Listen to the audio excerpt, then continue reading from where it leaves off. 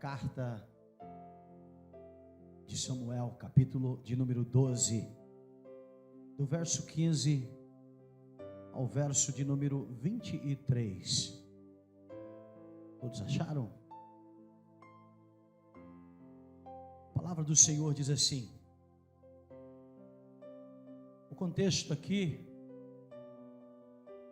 foi quando Davi, ele havia cometido um adultério e um assassinato. E Deus então puniu Davi. Deus puniu Davi. E essa punição de Davi, ela foi muito séria. Havia um menino aqui que tinha todas as prerrogativas para ser o rei de Israel. Tinha todas as prerrogativas para ser alguém que fosse ser o sucessor de Davi. Diz assim a palavra de Deus. Então Natã foi para a sua casa, ou para a casa do rei Davi, e o Senhor feriu a criança que a mulher de Urias dera a Davi. E a criança adoeceu gravemente. Verso 16. E buscou Davi a Deus pela criança. Jejuou Davi. Entrou e passou a noite prostrado, com o rosto em terra. Então os anciãos da sua casa se levantaram e foram a ele para o levantar da terra. Porém ele não quis, não comeu com eles. E sucedeu que no 7º dia morreu a criança. E temiam os servos de Davi a dizer-lhe que a criança estava morta, porque eles diziam: eis que sendo a criança ainda viva, lhe falávamos, porém não dava ouvido à nossa voz. Como, pois, lhe diremos que a criança está morta? Sucedeu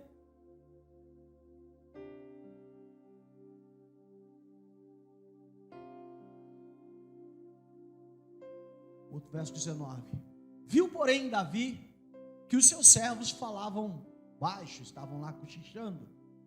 E entendeu Davi que a criança estava morta. Pelo que disse Davi aos seus servos: está morta a criança? E eles responderam: está morta. Então Davi se levantou da terra, se lavou, se ungiu, mudou as roupas e entrou na casa do Senhor e adorou ao Senhor. Então foi à sua casa, pediu pão, lhe puseram pão e ele comeu. Disseram seus servos: o que você fez? O que fizeste? Pela criança viva você jejuou, você chorou. Porém depois que a criança morreu, você se levantou e comeu pão? Disse ele: vivendo ainda a criança, jejuei e chorei, porque dizia: quem sabe Deus se compadecerá de mim e viverá a criança. Porém agora que está morta, por que jejuaria eu? Poderei eu trazê-la, fazê-la voltar? Eu irei a ela, eu irei à criança, porém a criança, ela não voltará a mim. Os irmãos podem, por gentileza, se assentar. Esse texto, ele é um texto muito forte, porque Davi, ele teve uma punição muito séria de Deus por causa dos seus pecados. Aí a pergunta é: o que a criança de Betseba tem a ver com isso? O que aquela criança tinha a ver com toda essa situação, todo esse contexto que estava se passando? O que aquela criança tinha a ver? A dor do pai, a dificuldade que o pai teve ao ouvir de alguém um diagnóstico de que o seu filho estava doente para morrer. Doente porque ele iria morrer em um futuro muito próximo. O tema da mensagem que Deus nos deu é: quando o dia mau chegar, quando a doença chegar, quando o desemprego chegar, quando o desengano chegar, quando a frustração chegar, quando a traição chegar, quando o dia mau chegar, o que eu devo fazer? Qual é o meu procedimento? O que eu devo exercer quando essa situação acontecer na minha vida? Davi, ele teve uma postura de alguém que conhecia Deus. Embora ele havia pecado, mas ele teve uma postura de alguém que conhecia o Senhor. Ele se dobrou diante de Deus. Ele passou durante todo aquele tempo, todos aqueles 7 dias, orando, buscando a Deus, jejuando, clamando ao Senhor, por causa do seu filho que estava tremendamente doente para morrer. E não houve escapatória. O filho morreu. Queridos, quantos de nós, muitas vezes na vida, temos enfrentado alguns problemas semelhantes a esses? Um belo dia, eu fui chamado à casa da minha mãe. Reunião de família. Todos nós chegamos ali apreensivos,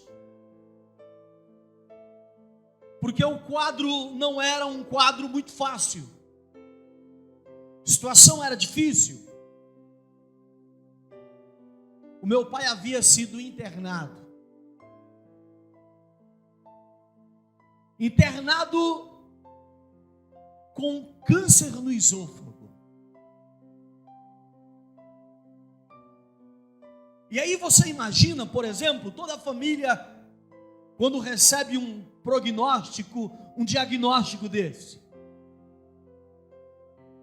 O desespero bate no coração de todo mundo. A angústia, ela toma conta. E parece que o mundo acaba. Parece que o chão se abre. Parece que as coisas não têm sentido. Parece que o açúcar não tem sabor. Parece que tudo que você vê é fosco, é escuro, é difícil. Mas tivemos que passar por toda aquela situação.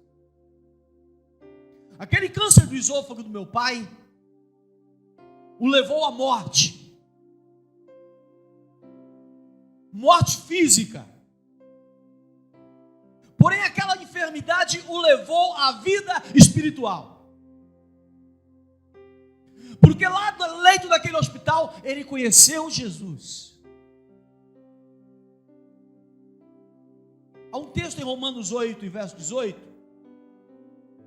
O apóstolo diz assim: e penso que o que sofremos durante a nossa vida não pode ser comparado de modo nenhum com a glória que será revelada no futuro. As mazelas que nós sofremos nesse mundo, as dificuldades que temos no mundo, principalmente a luta da fé, não pode se comparar com as coisas que Deus preparou para nós. Não pode se comparar com nada que Deus preparou para nós, aquilo que nos aguarda.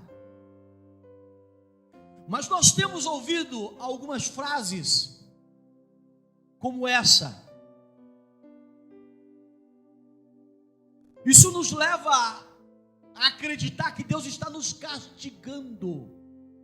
Quando uma família ou quando alguém passa por um momento de crise, um momento de dificuldade, eles pensam que é castigo de Deus para eles. Eles pensam que Deus está pesando a mão. E existem até alguns profetas aí meio metido a besta, que acabam levando mensagens que não tem nada a ver com a Bíblia e dizem: Deus está pesando a mão sobre aquela família por causa das dificuldades que eles estão atravessando. E tem muitos que ainda acreditam nisso. Deus está pesando a mão em nós. Deus está pesando a mão na nossa família. Outros usam a expressão: eu estou fraco na fé, eu me enfraqueci na fé, eu estou afastado, eu estou desviado de Deus, por causa dessas situações que ocorrem na nossa vida. Tem outros que até dizem que Deus é impotente e que Ele não pode sequer resolver um problema, sequer curar uma enfermidade. Deus está longe de nós. Ou, se Deus pode me curar, Ele está insensível diante da minha dor. Deus é todo poderoso, Ele pode fazer o que Ele quiser, mas Ele está insensível diante da minha dor. Ele nem liga para mim. E outros até dizem: Deus se esqueceu de mim. Há algumas pessoas que acreditam que foi Deus que criou o mundo, mas eles usam a teoria do relojoeiro. Deus fez o mundo, Deus deu corda no mundo e Deus partiu no mundo. Deixou as coisas acontecerem por si só. Deus não está nem aí com aquela criação, mas o mesmo Deus criador é o Deus sustentador, é o Deus que sustenta todas as coisas. Ele não é somente o Deus criador, Ele é aquele que sustenta todas as coisas. Glória a Deus. Primeira coisa que nós devemos entender, irmãos: quando o mal chegar, eu preciso saber que isso é consequência do pecado que entrou no mundo. Eu tenho que entender que quando o mal abate a minha vida, ou a sua vida, ou a vida de outrem, isso tudo é consequência do pecado do homem. É o pecado que trouxe o mal para a face da terra. E se nós somos pecadores, obviamente nós experimentaremos deste mal. Esse mal nós não estamos alheios a ele, nós não estamos indiferentes a ele. A mesma enfermidade que assola um homem que não teme a Deus, assola o cristão também. A mesma dificuldade que acomete a um homem que não teme ao Senhor, acontece com um homem temente a Deus. Então nós temos que entender, primeiro, que isso acontece porque isso é uma consequência natural do pecado do homem. A Bíblia diz em Romanos 5,12: o pecado entrou no mundo por meio de um só homem, e o seu pecado trouxe consigo a morte. Como resultado, a morte se espalhou por toda a raça humana, porque todos pecaram. Romanos 5,12. Então o pecado entrou na raça humana, entrou no mundo. E a consequência do pecado é a morte. Por isso se espalhou por toda a raça humana. Então todos pecaram. Então é o pecado que trouxe a consequência das gravidades. Porque antes de um homem morrer, ele precisa se ficar doente, a menos que seja uma morte súbita, um assassinato, um acidente, algo dessa natureza. Mas naturalmente, antes do homem morrer, ele fica doente. E a doença só entra no ser humano por causa do pecado adquirido pela raça humana. Está escrito no livro de Romanos 3:23, todos pecaram e estão afastados da glória de Deus. A partir do momento que todo homem pecou, todo homem errou, então a consequência do pecado, ela vem à vida do ser humano. Observe, Jesus, ao curar um homem, ele curou um homem, foi uma bênção, era paralítico. De repente Jesus encontrou com ele mais tarde, está em João 5, e o verso 14, mais tarde, Jesus encontrou o homem no pátio do templo, e disse a ele: escute, você agora está curado. Aí Jesus dá uma recomendação para ele: não peques mais, para que não aconteça com você uma coisa ainda pior. Então isso me mostra que as coisas piores que acontecem na vida do homem é por consequência de pecado. Então, quando um dia mal vier, quando a dificuldade vier, quando os problemas vier, entenda que isso acontece na raça humana, porque a raça humana é pecadora, e o pecado afasta o homem de Deus, e o homem afastado de Deus contrai toda e qualquer consequência que o pecado lhe dá, e isso não só para os crentes, não só para os incrédulos, mas para todos que estão na face da terra. Não adianta depois você falar: sou crente, sou de Deus, isso não podia ter acontecido comigo. Você está no mundo, irmão, e se você está no mundo, você está também, as coisas poderão acontecer contigo e comigo também. O crente não está livre de uma bala perdida também, como aquela garotinha que estava indo para a escola no Rio de Janeiro, junto com a mãe, na sua bicicleta, e de repente teve uma bala perdida e acerta aquela criança e ela morre. Isso é consequência do pecado.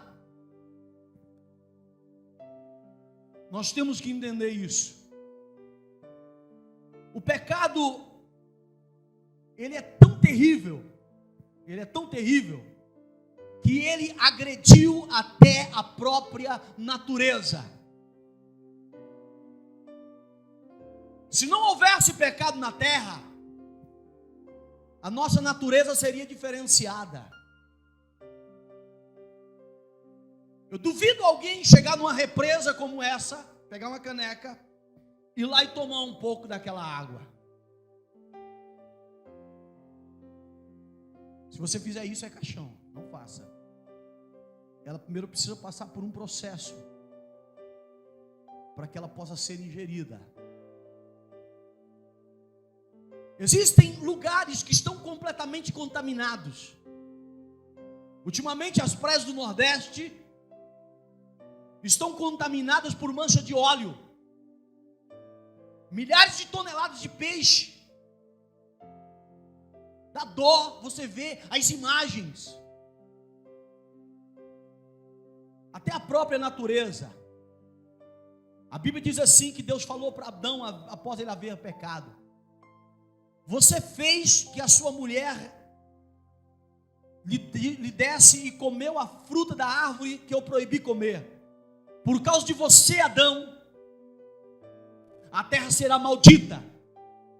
Você terá que trabalhar duramente a vida inteira, e a fim que a terra produza alimento suficiente para você.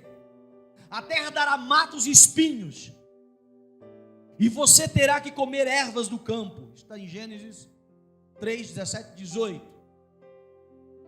A terra se tornou maldita por causa do pecado do homem. Aí é a terra, o nosso planeta. No livro de Romanos 8, 22 está escrito: porque sabemos que toda a criação geme e está juntamente com dores de parto até agora.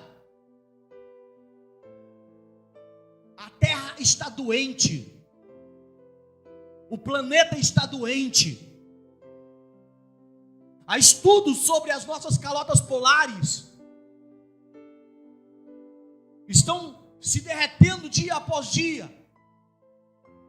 O El Niño está acontecendo em vários lugares do planeta. Consequência disso, o pecado do homem. Somos culpados por isso. Quando o dia mau chegar, você precisa saber, você cristão, crente, servo de Deus, precisa saber que Deus já determinou uma data para que tudo isso termine. Glória a Deus. Deus já determinou um dia para que tudo isso se acabe. Olha o que a Bíblia nos ensina, no livro de João 16 e o verso 20. Pois eu afirmo a vocês, diz o Senhor, e isto é verdade, vocês vão chorar e ficar tristes, e as pessoas do mundo vão ficar felizes, vão ficar alegres, e vocês vão ficar muito tristes, mas a tristeza de vocês vai se converter em alegria. Isso é promessa de Jesus. Está lá no livro de João, capítulo de número 16 e o verso 20. Há um versículo que eu acho que ele é um dos mais lindos da Bíblia. Está no livro do Apocalipse, capítulo 21, verso 24, quando João viu o novo céu e a nova terra. Aí ele diz assim, ele quem? Jesus. Ele vai limpar dos seus olhos toda lágrima. Oh glória, olha que lindo. Jesus vai limpar dos seus olhos toda lágrima, glória a Deus. Não haverá mais morte, nem tristeza, nem choro, nem dor, pois a antiga ordem já passou, as coisas já passaram, glória a Deus. Então há um tempo determinado por Deus, porque essas coisas vão se acabar. O mal que você está passando nessa vida, ele é temporal, ele é passageiro. Muito em breve nós encontraremos com o nosso Senhor na glória. O que Davi disse foi: o meu filho não pode vir a mim, jamais, sou eu quem irei a ele. Há um tempo de Deus para o nosso sofrimento concluir-se, para isso tudo acabar. Um dia, tudo isso vai se acabar, e é um tempo determinado pelo nosso Senhor. Irmão, você que sofre, você que padece, você que chora, glória a Deus, há um tempo para tudo isso terminar. A sua prova vai passar, as lutas passarão, tudo isso vai passar. Um dia nós estaremos na presença de Deus, adorando a Ele com palmas nas nossas mãos, dizendo: bendito, louvado, glorificado e exaltado seja o Cordeiro, porque as coisas já se passaram, a tristeza passou, a morte passou, a dor passou, a angústia passou, agora é só alegria, agora é só vitória na presença de Deus. Esse dia vai chegar. Quando a tristeza chegar na sua vida, quando a doença chegar, quando os males chegar, saiba que isso tem um prazo de validade. Isso não é eterno, isso tem um prazo de validade. Deus já estabeleceu um prazo de validade para isso, glória a Deus. Quando o mal chegar sobre a sua vida, quando a dificuldade chegar, quando a doença chegar, você tem que entender que Deus ainda está no controle de tudo. Às vezes você fica desesperado, chorando, é normal, você é humano. Mas entenda, Deus está no controle de todas as coisas. Deus não abandonou a gente. Deus não foi embora como o relojoeiro e deixou as coisas pegando fogo aqui. Não, senhores, glória a Deus, Ele está aqui. Deus, Ele é emanente, Ele está aqui através da pessoa de Jesus. Ele enviou Jesus para estar conosco, para viver em nós. Ele enviou o seu Espírito Santo para viver na igreja. Ele é emanente, é o Emanuel. Ele está conosco. Deus não está longe, Ele não está alheio à nossa realidade. Ele todo dia está sobre a sua vida e está na sua vida. Deus é com você. Ele fala: eu não vou te deixar e não vou te desamparar. Eu vou estar todos os dias com você. Deus não falou para você que você não teria dor. Deus não falou para você que você não teria frustrações. Deus não falou para você que você seria desenganado. Deus não falou isso para você, mas Ele falou para você que estaria contigo todos os dias até a consumação dos séculos. Deus está conosco. Ele está na minha vida e na sua vida. Glória a Deus. Então abrace essa esperança que Deus está conosco. Deus, Ele é transcendente. É claro que Deus é transcendente. O mundo não cabe Ele. O universo não cabe Ele. É muito pequeno. Deus é transcendente. Mas esse mesmo Deus que é transcendente, Ele é emanente, Ele emana em nós, Ele está conosco. A palavra Emanuel é Deus está conosco. Glória a Deus. Você pode senti-lo na sua vida, você pode senti-lo no seu coração, você pode senti-lo na sua alma, você pode senti-lo na sua casa, você pode senti-lo em você, porque Ele é emanente, Ele está com você todos os dias. Romanos capítulo 8, verso 28 diz: pois sabemos que todas coisas contribuem, trabalham juntas para o bem daqueles a quem amam a Deus e daqueles a quem Deus chamou de acordo com o seu plano. Todas as coisas contribuem juntamente para o bem da minha vida e da sua vida. Pastor, mas até. Pastor, mas também. Mas pastor, também. Pastor, também. Isso contribui para você, para o seu crescimento, para a sua vida, para o bem da sua vida. Deus está no controle, irmão. Tem gente que acha que não é não. Inclusive, existem alguns estudos interessantes a respeito de algumas situações na vida do homem. Porque há pessoas que são curadas, glória a Deus, que bom, que alegria, quando há cura na vida das pessoas. Isso é maravilhoso. Que deduz o seguinte: se aquele homem não fosse curado, qual seria a lição que ele teria de vida? Qual seria o aprendizado que ele teria de vida? Qual seria o relacionamento com Deus se ele estivesse naquela situação? Você já percebeu que os melhores momentos de você com Deus foram nas... Você já percebeu que as maiores experiências que tu tiveste, momentos de dificuldade, no momento de dor, foram esses os momentos que você mais se aproximou de Deus? O rei Ezequias estava doente. Deus falou que ele ia morrer. Um homem que teve experiências maravilhosas com Deus, virou para o lado e orou ao Senhor: Senhor, eu não quero morrer, Senhor, eu quero viver. Olha, Senhor, lembra que eu fui fiel, lembra que eu te servi. E Deus curou Ezequias. Isaías voltou, ainda não tinha nem saído do palácio do rei ainda. Ele voltou e falou: Ezequias, Deus ouviu a sua oração. Olha, Deus manda falar para você que você vai ter 15 anos a mais de vida. Ezequias teve muito mais que 15 anos. Mas, irmãos, se você fosse olhar a vida de Ezequias, depois que ele foi curado por Deus, ele enfrentou muitas crises, muitas dificuldades, familiares principalmente.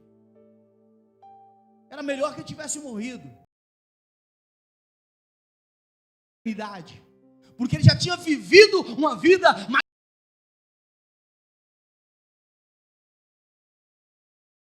Você ainda está arriscando um olho. Você ainda está arriscando esse seu relacionamento com o Pai Celeste. Paulo disse: eu poderia viver e estar com vocês, mas o meu viver, ele é Cristo, meu morrer é lucro.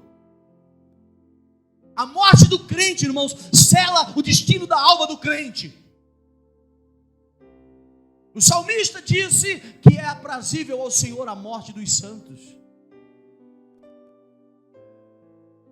Porque quando você morrer, quando você partir para a eternidade, escuta, irmão vacilão, você não vai pecar mais. Escuta, irmão, que às vezes a incredulidade bate no seu coração, você não terá mais incredulidade. Escuta, irmão, que muitas vezes anda murmurando, você não murmura. Você vai ter uma vida na glória de Deus.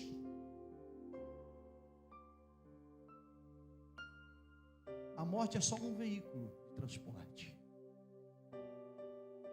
Prosseguindo, a Bíblia diz no Salmo de número 115, o verso 3,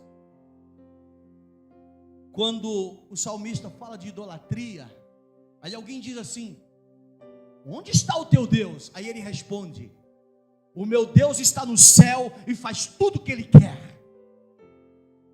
Nada fugiu do controle dEle, tudo está na mão dEle. Ele faz tudo o que Ele quer. Mas se Ele faz tudo o que Ele quer, então eu tenho que confiar nele. Eu estou passando por algumas crises, mas eu tenho que confiar nele, porque Ele sabe o que é melhor. Olha o que a Bíblia diz no Salmo 37, verso 5: põe a sua vida nas mãos do Senhor, confia nele e Ele vai te ajudar. Põe nas mãos dele, tenha confiança. Deus está no controle, irmão. Glória a Deus. A situação não fugiu do controle de Deus, não. Ele ainda continua no controle do mundo, no controle da sua vida, no controle do inferno, no controle das pessoas. Deus ainda continua no controle. Nada fugiu do controle de Deus. Eu preciso saber que quando o dia mau chegar, eu preciso saber que eu devo orar a Ele, eu devo pedir a Deus por cura, eu devo pedir a Deus por solução e resolução do meu problema. Eu tenho que orar a Deus sempre diante das crises, ainda que elas não vão embora, mas eu tenho que buscar a Deus por elas. Você viu Davi? Ele sabia que o filho dele ia morrer, mas ele falou: não, ainda tenho esperança, eu tenho um fio de esperança ainda, de que o milagre ainda vai acontecer. Eu preciso orar a Deus diante das crises, diante dos problemas. No livro de Tiago, capítulo 5, verso 13, está escrito assim: está alguém entre vocês sofrendo? Ore. Vai orar, vai buscar a face do Senhor. Está padecendo? Ore. Oração devia ser a nossa primeira opção de vida. Não correr atrás das coisas. Oração deveria ser prioridade nossa. Quando você receber um prognóstico, vá orar. Vá buscar a Deus. Se está alguém entre vocês sofrendo, a Bíblia diz: ore. O salmista diz no Salmo 118, verso 5: na minha aflição eu clamei ao Senhor, e Ele me respondeu, e Ele me livrou da angústia. Então, toda crise da sua vida, você precisa orar, você precisa buscar a Deus. Não é lamuriar, não é sair por aí se descabelando, não é dizer que Deus se esqueceu de você. Vai orar, crente, vai buscar o Senhor. Ainda que o milagre não aconteça, mas você vai ter relacionamento com Ele. Vai buscar a Deus, que Ele ainda está no controle da sua vida. Quando o mal chegar, para nós finalizarmos, você precisa buscar de Deus sabedoria para transponir esse mal como um cristão de verdade, quando a situação difícil chegar na sua vida, você precisa adquirir de Deus sabedoria para vencer isso. Tem pessoas que estão se desviando da igreja por qualquer motivo, porque não tem sabedoria de Deus. Porque lá na igreja dele prometeram cura para ele, prometeram cura para a família dele, prometeram um monte de coisa. Irmãos, se você tiver com seu pai doente, a sua mãe doente, com seu filho doente, e você não conhece Bíblia, mas você sabe que tem um curandeiro ali, um pastor que cura, ele vai cobrar 10 mil reais para te curar, ou para curar o seu filho. Você daria a sua vida pelo seu filho?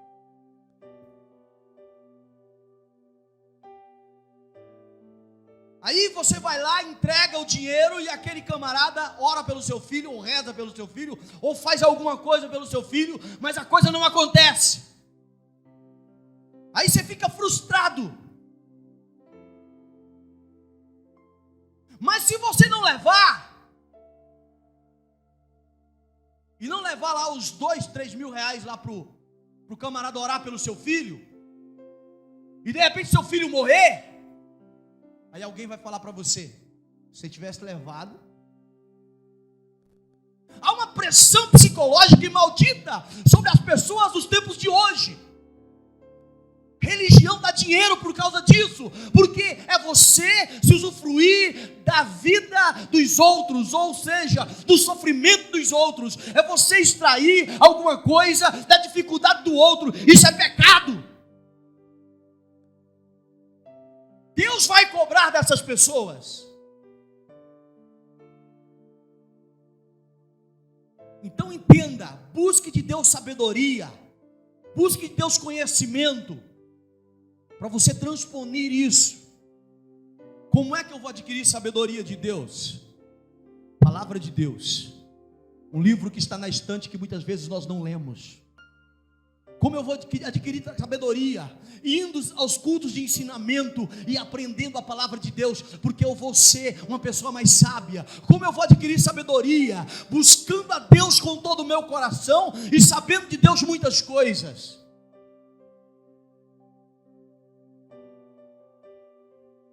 Olha só o que o servo de Deus diz. Capítulo 2 ou capítulo 12 e o verso 7 de 2 Coríntios. Mas para que eu não ficasse orgulhoso demais por causa das coisas maravilhosas que vi, eu recebi uma doença dolorosa. Paulo recebeu uma doença dolorosa, que é como um espinho no meu corpo. Ele veio como mensageiro de Satanás para me esbofetear e impedir que eu ficasse orgulhoso. Paulo estava doente. Era Paulo. Ele orou a Deus para que Deus tirasse aquilo dele. E Deus falou para Paulo durante 3 vezes: Paulo, não precisa clamar mais por isso, porque a minha graça te é suficiente. O meu poder se aperfeiçoa nas suas fraquezas. O meu poder se aperfeiçoa na sua vida. Você ainda tem muito que aprender a respeito de mim, Paulo. Você é doutor na lei. Você conhece lei. Você sabe o que a lei diz. Você tem muito entendimento sobre graça, mas eu quero que você me conheça. E é nessa dor que você vai me conhecer. Minha graça te basta. Aí ele escreveu um texto que o irmão Arnaldo já me antecipou aqui. Vou deixar para ele pregar aqui hoje. Glória a Deus. Diz assim, livro de Filipenses 4, do verso 11 ao verso 13: não estou dizendo isso por me sentir abandonado, pois aprendi a estar satisfeito com aquilo que tenho. Sei o que é estar necessitado, e sei também o que é ter mais do que preciso. Aprendi o segredo de me sentir contente em todo lugar, em qualquer situação, esteja alimentado ou com fome. Que eu tenha muito ou pouco, com a força que Cristo me dá, eu posso enfrentar qualquer situação. Aquele versículo que diz: posso tudo naquele que me fortalece.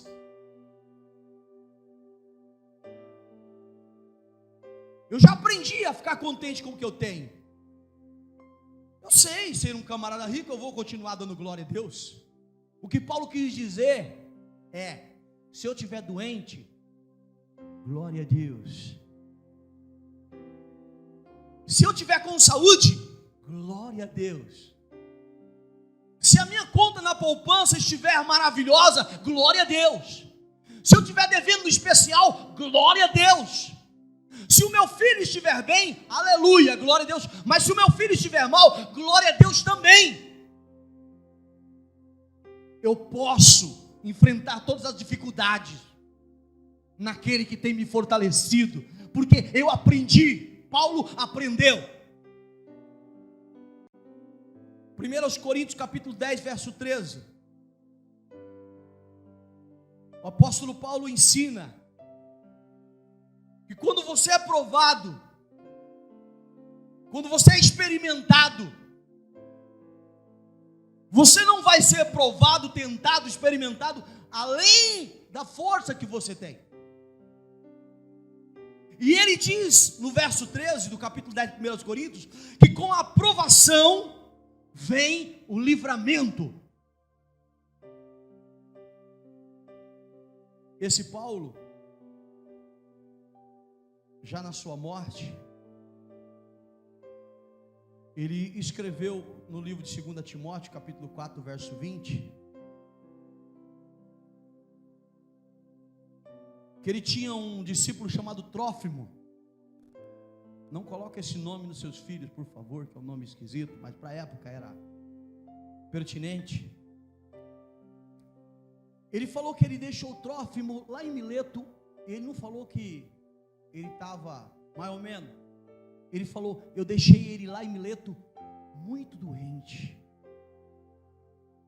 Porra, estamos falando de Paulo, gente, que curou morto. Lembra o Eutico lá no capítulo 20 de Atos? O homem caiu da janela do terceiro andar, caiu lá embaixo, se esborrachou, se espacoelou todo, e de repente se estrupiou todo, e de repente ele desce lá, põe a mão no cabra e fala para ele: fica curado, e o homem ressuscita, e Deus faz a obra na vida dele. E de repente ele tem um amigo que está doente lá em Mileto, e ele não pode fazer nada pelo homem. Deus está no controle. Enquanto Tiago morreu, Pedro foi livre da cadeia. Deus está no controle. Enquanto alguém aqui recebe bênção, o outro passa por provação, Deus está no controle.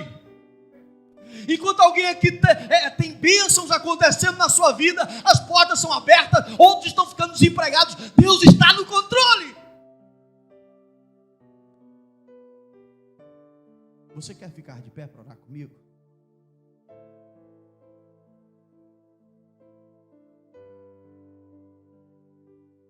Você conhece um hino chamado Situações?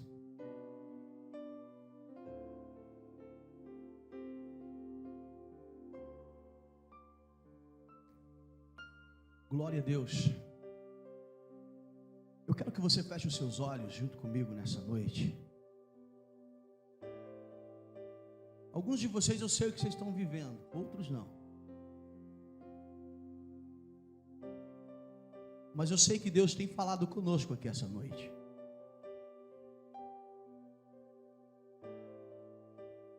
E você não pode desistir. Você não pode abandonar o barco. Você não pode deixar as coisas pelo meio do caminho.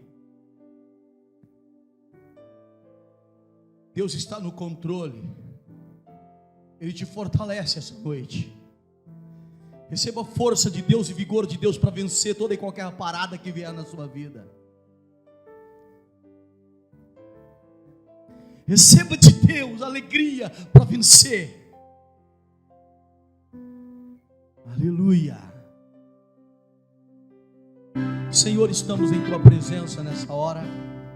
E eu quero orar pela tua igreja, eu quero clamar pelo teu povo, eu quero orar pelos teus filhos, que estão passando por algumas crises na vida, Senhor. Mas eu sei que o Senhor está no controle. Eu sei que o Senhor está, meu Senhor amado, olhando por cada um de nós. Ó Senhor amado, ministrando em nossa vida, Pai. Ó Senhor querido, o seu querer, as tuas misericórdias. Senhor, eu oro nesse momento, Pai, para que o Senhor venha fortalecer a tua igreja, para que o Senhor venha fortalecer o teu povo, para que o Senhor venha fortalecer os teus filhos, Pai, para que os teus filhos, para que os teus servos e servas, Senhor, ó Pai, venham, Senhor, receber sabedoria de Ti, venham receber alegria de Ti, venham receber, Senhor, vitória das mãos do Senhor. Enche a tua igreja de poder, da unção e da graça do Espírito, Senhor. Enche a tua igreja, Senhor, da tua glória, ó Pai, e que nós possamos jamais nos esquecer, Senhor amado, que o Senhor está no controle de todas as coisas. Eu apresento a tua igreja em tuas mãos, ó Pai. Eu apresento teus servos em tuas mãos, e eu peço, Senhor amado, venha encher a tua igreja, meu Pai, de sabedoria, ó Pai, de unção e de graça, para vencer, meu Senhor. Eu apresento teu povo agora, Senhor, ó Pai, aquele irmão, aquela irmã, que está passando por alguma crise na vida, enche ele, meu Pai, da tua graça, ó Pai, em nome de Jesus, que ele possa vencer, em nome de Jesus, amém e amém. Deus abençoe a todos em nome de Jesus. Glória a Deus. Pode aplaudir o Senhor. Pode tomar assento.